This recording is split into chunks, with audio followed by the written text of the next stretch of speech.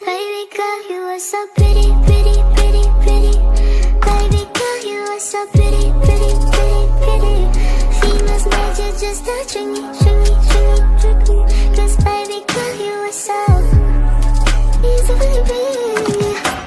The only reason that I came to tonight is 'cause I know you were invited. The only reason that this dress is skin tight is 'cause I thought that you would like it. I'm only come for this. This is Jessica Javens Talk. I'm Jessica Javens. And if this is the first time that you're tuning in, welcome. We are on season 3. But let me tell you a little bit about who Jessica Javens is. Well, I was born and raised in Brazil, and when I decided to move as a young adult to the United States of America, I came because of that American dream, right? The dream of possibilities. And pretty soon after I moved, I met an amazing man, and we got married, and I legally adopted his 4 amazing, beautiful children. And not too long after that, I started climbing the corporate world, and I became an executive. So that was a dream come true, and probably a dream of many people who come to this country too. What happened is that dream pretty much started changing very rapidly, because the amount of things that I was juggling, right, taking care of, trying to be the super mom, trying to be it all, trying to be the hero, started to show in my physical body. So my weight went up, stress weight, cortisol weight, which some people call it. I started having the 3 a.m. wake-ups, the anxiety, the body pain, and health issues. And it came to a breaking point that I had to change something. And that's when I did deep research, and I started to find myself or rediscover myself, who truly Jessica Javens is. And I found a system that really, truly helped me, where I worked with my emotions, my nervous system, my mental, and my physical body. And today, my mission is to help everybody that I possibly can, especially women, moms, executives, leaders, entrepreneurs, to also be able to find their best version yet. And if you're here, I am pretty sure that you're going to probably reconnect yourself or identify yourself with some of our previous guests on seasons 1 and 2. If not, I'm sure with future guests, but maybe with today's guest. So today I have a very special person, special to my heart too. She is back from the previous season. She is an absolutely amazing person, making a big impact in the world. So I'd like to introduce you, Krista Anderson, who is a licensed mental health professional. She is the founder and creator of Owmen, which is a fusion of science, soma, and soul. And her motto is, regulation is rebellion. You can't miss this. Stick to the end and share this content. So welcome, Krista. Thank you so much. Hi. It's so nice to meet you. We didn't meet in person the last time. Yes. So I am delighted to be here in person. Yes. In your studio. Yes, thank you so much. And you guys have to watch the first episode that we did the recording, so you can see amazing nuggets and things that will help you. So before we actually unpack this motto, which I think is fascinating, and I have a better understanding of what it means now, what I'd like to know is, everywhere emotional regulation is disguised as self-awareness. Krista, you mentioned that when we talked before the show. So can you break that down and tell us, what does that mean? Regulation is rebellion, that part of it, or the emotion, like the awareness piece, or both? The awareness. I can do all of it. Let's do the awareness first. Okay. So I work with so many highly functional people that have a deep insight and awareness of what their traumas are, what their problems are. What they don't know how to do is integrate it into the body. So you can have an intellectual knowing of what's going on, but the real healing comes when the body integrates that knowing, right? So there's I'll give you an example. So I play piano.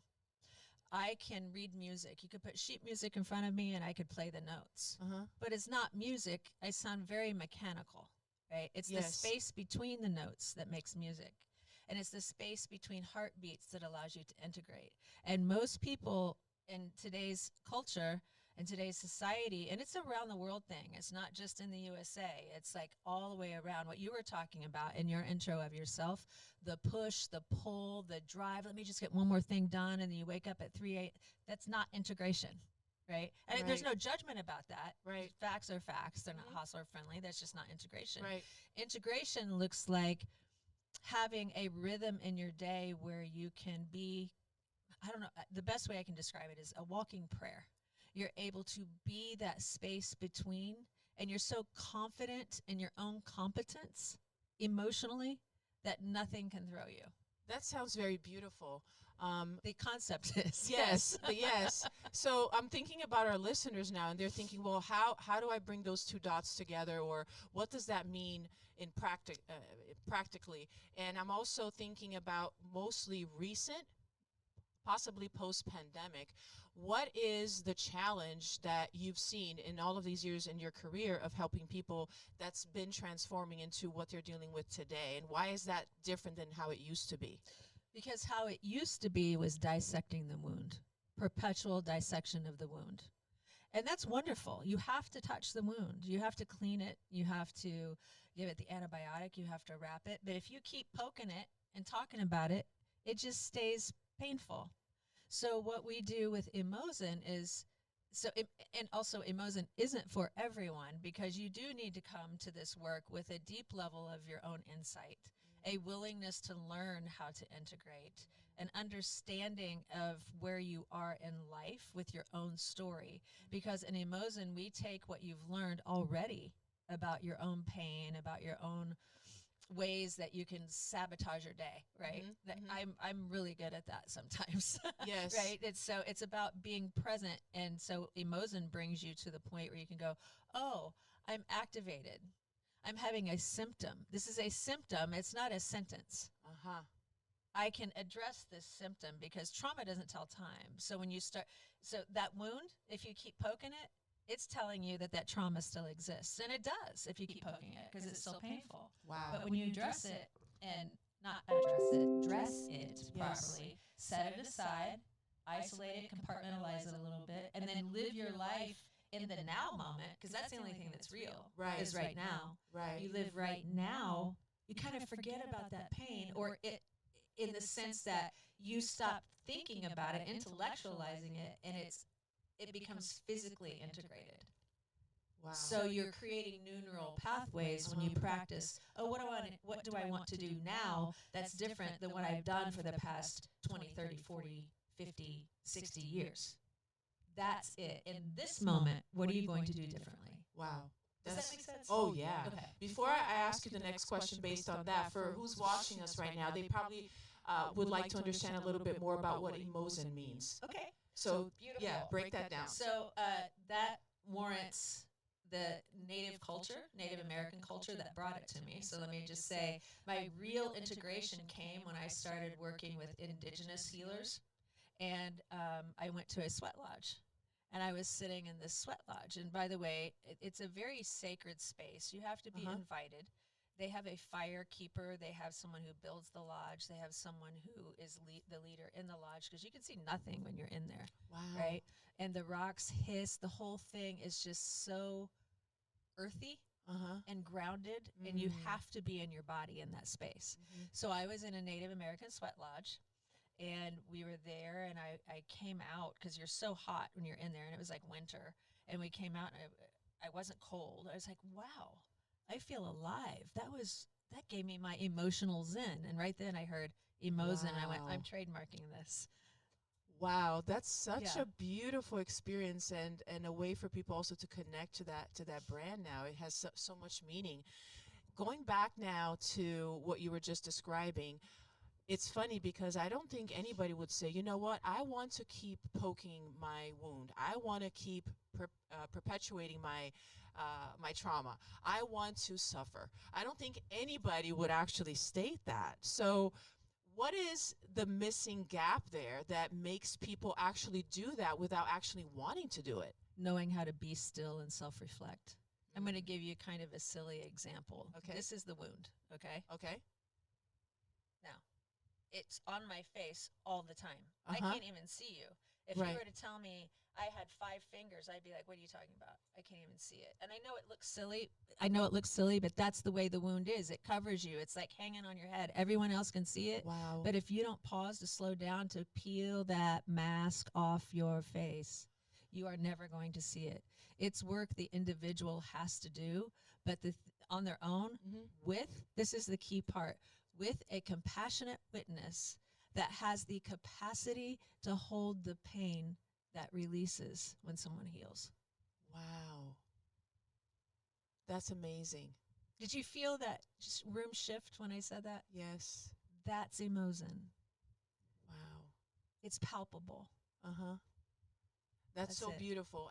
And you, okay, so you gave a kind of like a small little recipe of how to start connecting with yourself like that. I love that you need to have a compassionate person that you completely trust to be there with you when you're releasing it. So it's important to release it. So that's part of the process. So how does the person connect to that and start to release? What does that look like? Or what is the action that will enable them to go through something like that?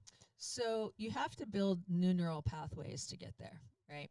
And building new neural pathways is not unlike building muscle. You have to break down the muscle to build it up. So the new neural pathways have to be practiced to build up. And eventually those connections become strong enough that they override old ineffective connections. So it's something you have to commit to doing daily, right? You have to learn. You have to find a teacher that you trust, because I'm not the only one out there that's doing this. Your work does similar stuff to the body, to the mind. One of the things I love about your work is that you have a better understanding of nutrition than I do, because that's part of it, right? It's a whole overhaul. And I mean, it goes with, what's your sleep schedule like? You know, and the minute someone says, oh, I don't have time to just sit for 5 minutes, like, then you should sit for 30, because that's the whole problem. I love that. Right? Or maybe an hour. There you go. But seriously, I mean, the nervous system doesn't heal by just getting that one little thing done to get everything checked off your list. And I'm certainly not encouraging being lazy. I'm encouraging putting yourself first so that you have more capacity to get things done. Exactly. Oh my gosh, I love what you just said. This is a question that I had earlier. How to acknowledge your wounds realistically without centering them. You started explaining a little bit about some of the tools, but I know it's funny because every time that you were describing that, different moments in my life and different people that I currently know that are going through that, and it's like you want to be able to help them, but sometimes they're not even ready. So you mentioned, in order for a person to be able to do this work and go through that change and healing, they need to be ready. Absolutely. If they're not acknowledging it, if they're avoiding it, or they don't feel like they have the energy maybe to do the work right now, how can they get ready? Like, what would you suggest somebody who is probably not ready to work with you? I would encourage them to go to traditional therapy, right? Cognitive behavioral therapy is great, but with a mindfulness focus, because mindfulness is the missing piece, in my opinion. I've been doing this work since 2004, professionally since 2008, right? And that, when I say professionally, I mean the license part. Right. Because I was in school before, but I was still doing the work. Right. Absolutely. But even me, I can feel, I can describe the difference between when I intellectualize things and when I've integrated it. When I intellectualized, it's like, as I was having conversations with people, I was waiting to speak instead of listening. I wasn't very curious. I didn't know how to just sit. If I got activated, it wasn't an activation, it was a trigger. And I discern the two being, a trigger is an explosion. Activation is, I'm on the edge. Right. Right? But you can catch yourself. I made those little noises because you know, right? It gets your attention. And so being uncomfortable isn't a trigger. Someone's opinion that doesn't agree with yours, that's discomfort. That's not a trigger. That's not disrespect either. Right. But you can't understand that until you know how to sit with yourself. Yeah. Did that answer that question? I Yes. feel like I got a little sidetracked, but I think No. we're on the same. Yes, same and vein. I love that because I see myself going through that in my life, like in retrospect. Yeah. And starting to notice. And one of the favorite words that you used right now is curiosity. Bingo. Because before it was more of judgment. Yes. It was like, I have to run what this person is doing and saying based on my values, based on my opinions and how I was raised and what I was told is right and wrong. And it was judging. Mhm. And then I was ready to either defend my point of view or add to what the other person was saying. So that was kind of like how I grew up without understanding that.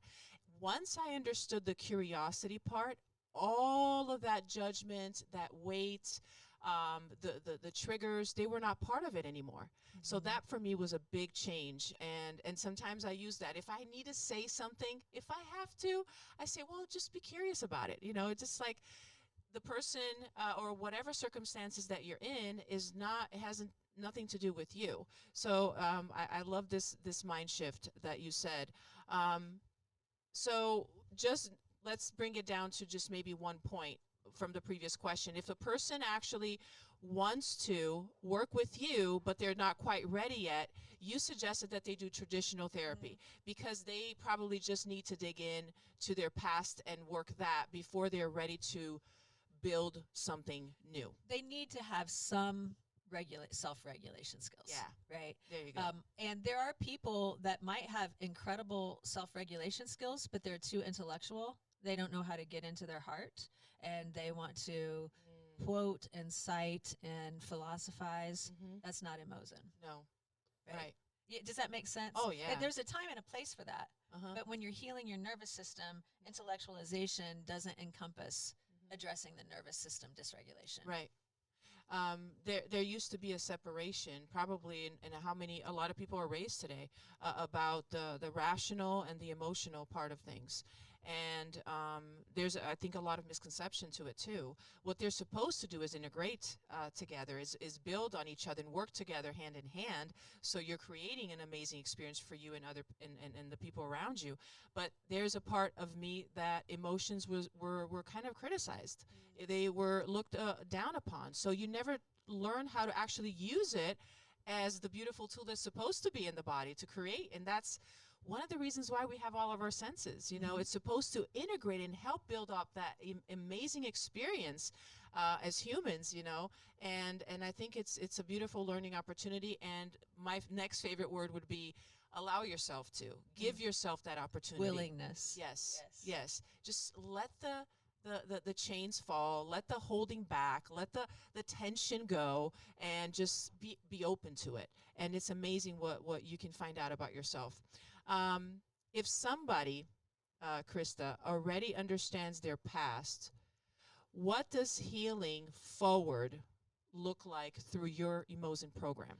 I have a beautiful example that a client shared with me. I think I might have talked with you about it as we were planning, what we were going to be talking about. It was last Tuesday night, actually. So it's very recent. Okay, Hang on, awesome. I've got to readjust. I'm getting excited to have the conversation. Me too. It was last Tuesday night, and after she had gotten home, she sent me a text that said, when I got home after our session, I just wanted to write down everything I love about myself, what's alive in me. My heart grew about 50 sizes and my eyes watered, which is, and I'm not saying I cried. I mean, that was my emotional reaction. That is regulation. Yes. She's not going, I am working on being happy. I am focused. She is, I love myself. This is alive in me. This is me now. Can you feel that difference? It's such a nuanced difference. Yes. But that's what it looks like, healing forward. Especially when you actually, again, allow yourself to go through that. And I didn't even ask her to do that. That's not something I asked her No, to do. We were just talking about journaling. That's so beautiful. That came to her. And that's the other part. If someone is looking for a guru, Emozen isn't it, or a teacher they can look up to, because I'm here to help you elevate your own wisdom, your own shine. And that's why I love that example so much, because I didn't ask her to do that. Right. Her own innate intelligence, her own wisdom, her own self-love, because joy is our birthright. That's right. Right? That's our birthright. That's another thing that a lot of us have to learn, that we don't we're not raised to understand and live that, So that's what healing forward looks like, That's so beautiful. And I've got another example similar to that. It's from 10 years ago when I was talking to my daughter, who's now 28, which is where I was when we did the last podcast, right? That's right. Yes. But, sorry, that was an aside. I digress. She was 18 and going to college. Okay. And we were having dinner. I remember it was at BW3. We were having dinner, and she was like, I feel so tense all the time. And I gave her just a quick skill about what to focus on. It took 3 minutes. And I said, now, how do you feel now? She goes, oh my gosh, it's gone. And then it can't be that easy. And it was right back. So you have to practice holding that state. Right. And she did, but she was 18 and she was moving. I mean, that was a big deal for an 18-year-old, but she can do it now better than I can. And I don't even know that she knows she's doing it. Wow. Maybe it's osmosis of me being her mom or what. My son is really good at it too. Maybe they taught me, Jessica. I'm not sure. Our children are the ones that kind of bring the best out in us sometimes. Yes, that is so true. That is so true. Yeah. And I actually have a personal question to ask you. But before I go to that question, I just want to take a very quick break just to thank our sponsors for the show today.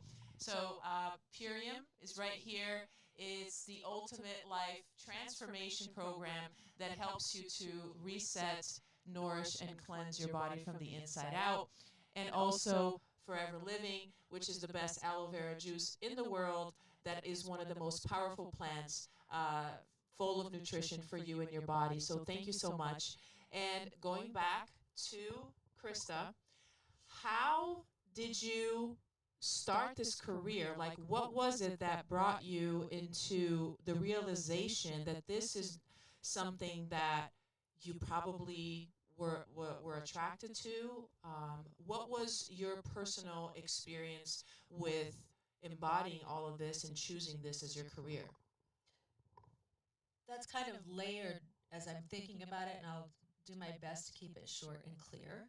You can tap me with your foot if I get off track, because I can. So I've known since I was a child I was going to be a therapist. My father was a minister, and he would take me with him to his homebound parishioners, especially the ones that were a little more difficult, if they didn't want to open up to him. When I went, they would open up.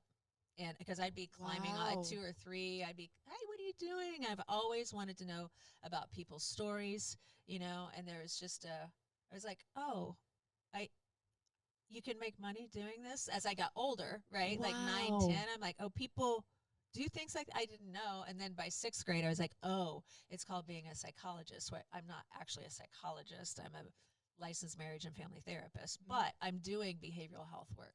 So that was ingrained as a child. It's just something I knew I wanted to do.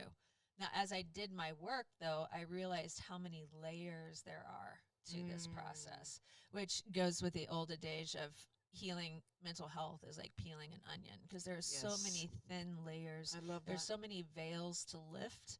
And so getting to Emozen, the nuance difference of that, and I said this just a couple of weeks ago as a transparent example to a client.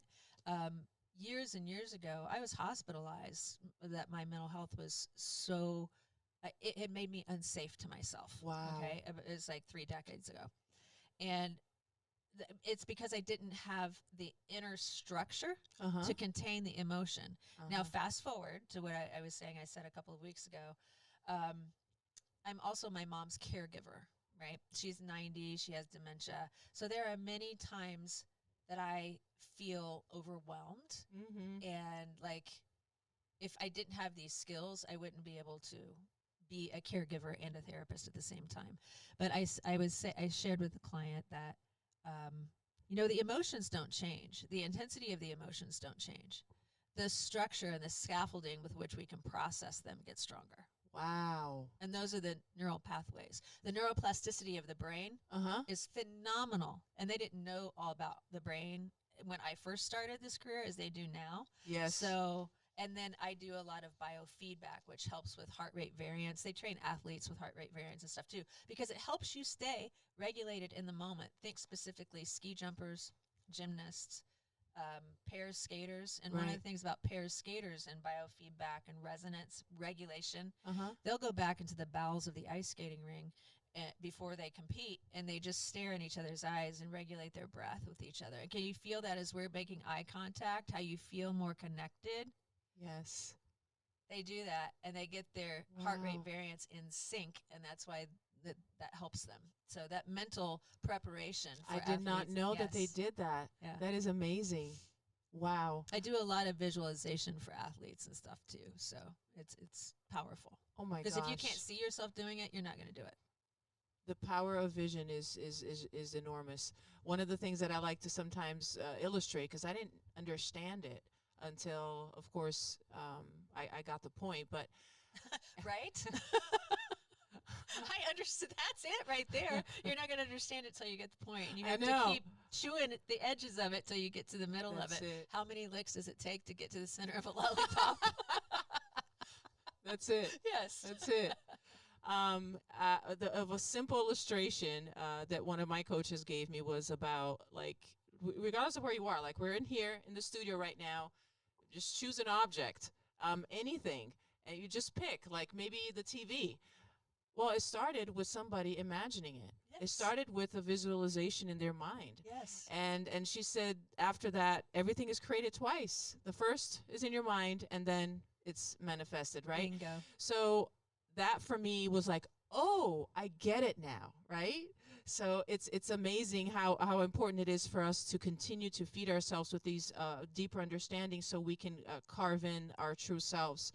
Now, I really like to go down to the initial description here, which is your motto, which is regulation is rebellion. Yes. So please break that down to me and our listeners who are probably saying, what does that mean? Yeah.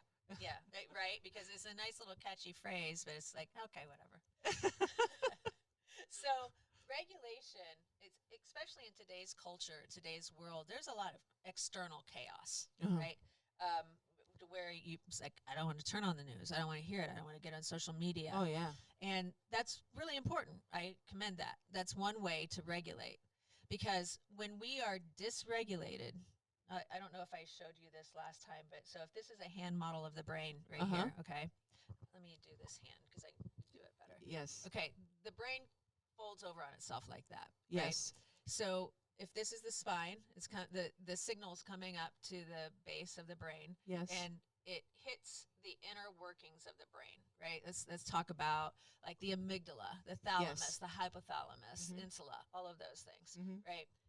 If the signal is too high, it's coming from the heart, by the way. The heart sends more information to the brain than the brain sends to the heart. So if the signal's too, you want it to be like this because then it communicates with the heart. But the signal's too strong, you can kind of feel it. And you're like, I'm on the edge, I'm activated. But when you're triggered, it's boom. And you're operating from your mammalian brain. Fight, flee, or freeze. Yeah. Right? Right. And so anytime you're responding to someone in a reactive way, and you can just determine reactive by, are you curious? You're not curious when you're reactive. So I'm going to use your word like that. If you've stopped being curious, you're reactive. And when you're reactive, it's historical.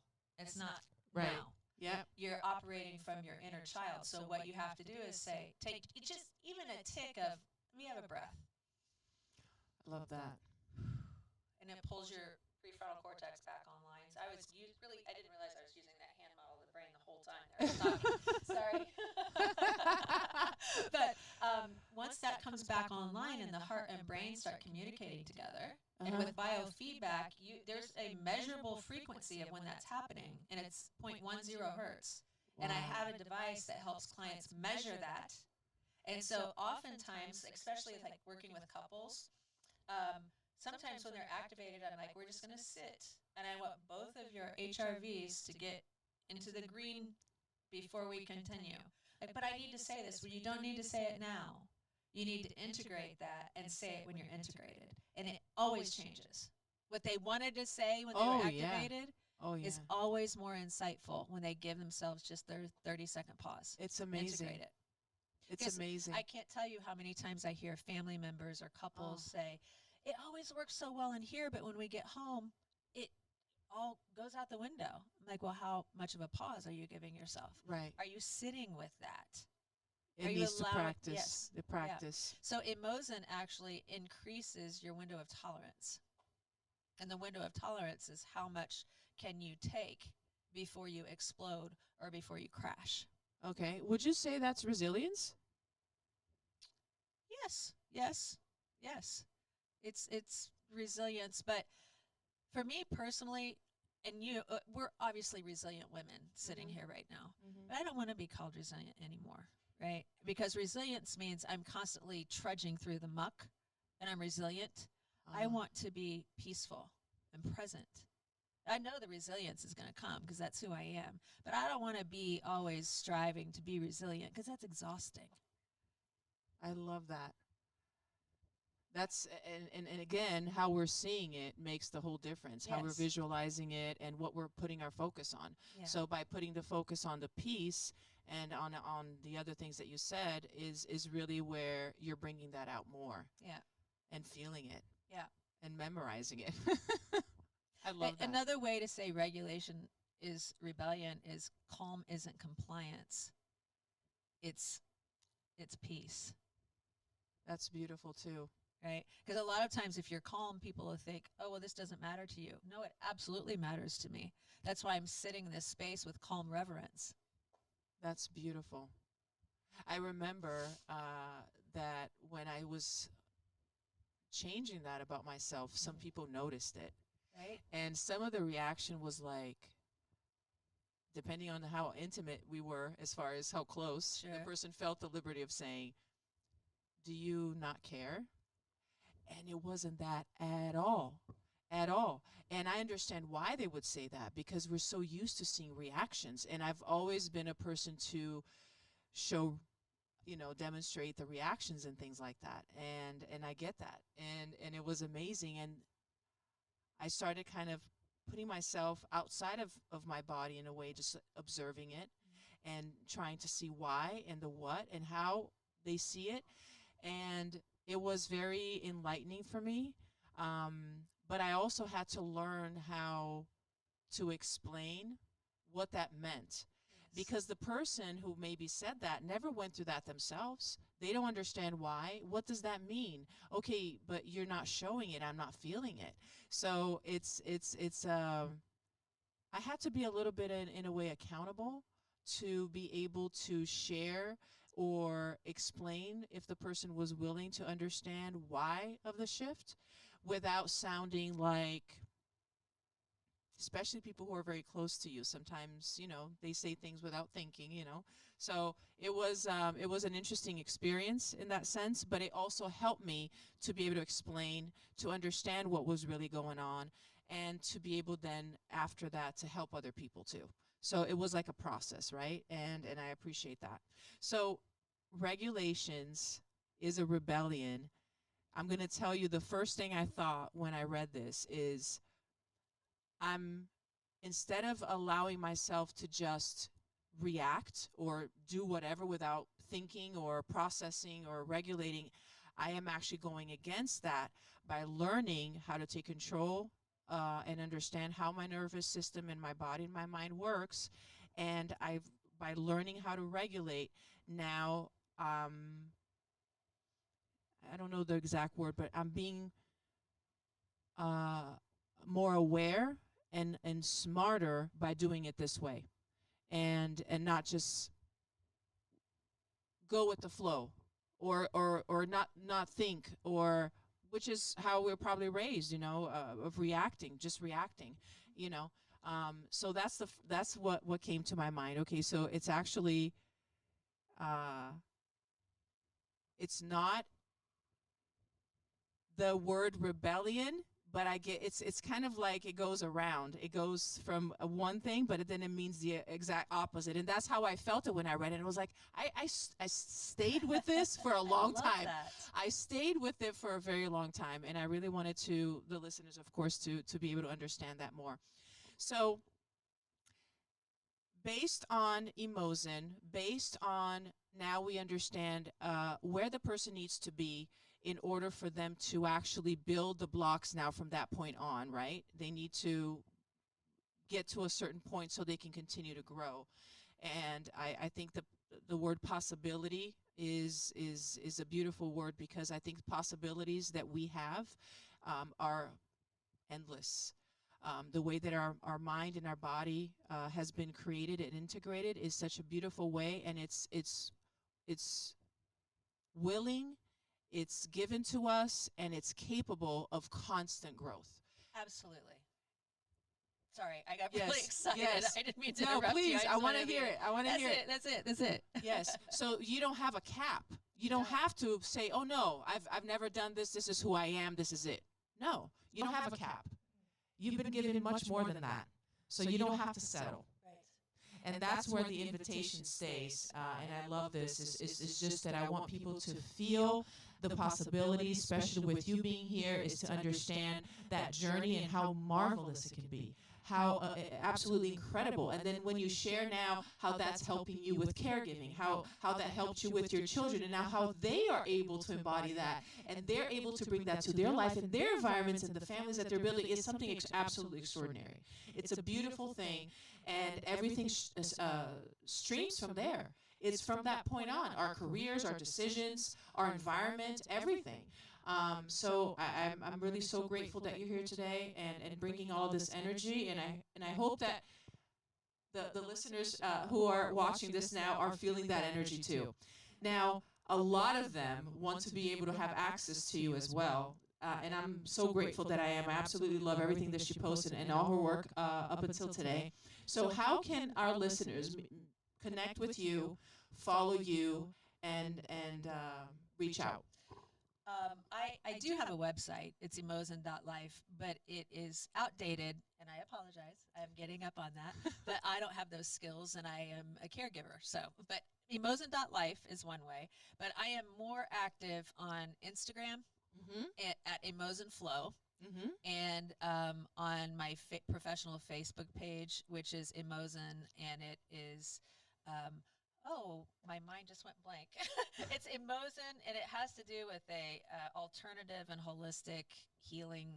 However they label that on Facebook, my Yes. mind is going, you can't know that right now. But it's like that. That's fine. And every social media platform is different, and you have to comply with different things. So it's kind of hard. And I'm in so many different social media platforms that sometimes I'm like, which one is it now? What is it? Yeah, totally. There's something you mentioned that I want to make sure I don't forget, because you. it's crucial. Okay. It's the word accountability. Mm. Okay. That and how you get to where we're talking about getting. Accountability is an act of love. And if people aren't used to listening to how they're contributing to their own demise or their own stress or their own dysfunction, they're not going to get it. Because people that are not used to being accountable, when someone approaches them with, hey, I need you to do this differently, they feel like it's an attack. And they don't know how to listen, right? So being able to connect with someone, like let's say I did something to offend you and you wanted to tell me about it. Yeah. That's not my time to go, well, whatever I Right. want to use as a defense, Right. right? Because I care about you and I want to nurture and heal and let the relationship root more deeply. Yes. Like, tell me more, because I care enough Yes. about you that I don't want to do this in the future. And I didn't even know I did that. I'm not making excuses. Yeah. I didn't realize that affected you that way. So I'm Uh-huh. really grateful you told me that, so I could be more mindful to change it in the Oh future. my gosh. Does that This make is so beautiful. Yes. These sentences, oh my gosh. And in an era where relationships are just, everything is just so hot, Yep. you know, and controversial and polemic. Yes. It's just it's just so much. We need this so badly to reconnect our essence of humans by understanding how that communication can be just so amazing and opening and healing. But the first thing that you said is accountability is love, Yes, it's an act of love. an act of love. It's because you have to be intentional about it, Uh-huh. right? You have to be intentionally accountable. That is so powerful. That's my take for today. I love that. Okay, so as we finish and to start wrapping up this episode, if you had to leave, I told you mine, but maybe you have something else in mind. What is one thing that you would like to leave our listeners with so they can take this away once they, finish watching, they turn it off and they walk away? What do you want them to go out with? Okay. Well, I'm going to ride on your coattails and say I like that. Accountability is an act of love. That's a big one. It right? is. But it takes work to be accountable. It takes the ability to look at yourself in the mirror honestly and feel that sting of, oh, gosh, I screwed up. Oh, my, I transposed my own pain onto your experience. And then it's just like, I think people they don't know how to feel. They don't know how to grieve that they are part of the problem. Does that make sense? Yeah. Or that they may have been. Now, there are situations where people aren't part of the problem. I'm talking about like child abuse or, those children have nothing to do with that. Right. Or women that are being abused, they don't have anything to do with that. Right. Or men get abused too. I didn't mean to make it Yes, of course. sexist. It's a gender bias thing. It's just usually more women. Or maybe men don't speak up. Right. And the one way that our entire world takes power away from men is by telling them, I'm sorry, I'm not trying to go someplace else, but this comes to the accountability as an act of love. Yes. We tell men as little children that it's weak to cry. Yeah. It is not. Right. And so men grow up disconnecting from their emotions, and then That's women huge. carry the emotional load, right? That's how big it goes. I mean, that's a whole nother conversation, but accountability is an act of love. I want them to take that. Gosh. I got goosebumps all over.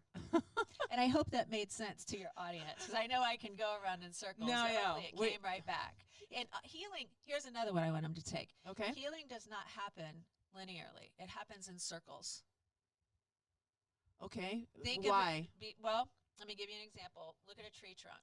You can tell how old that tree is by how many circles are in the tree. Yeah.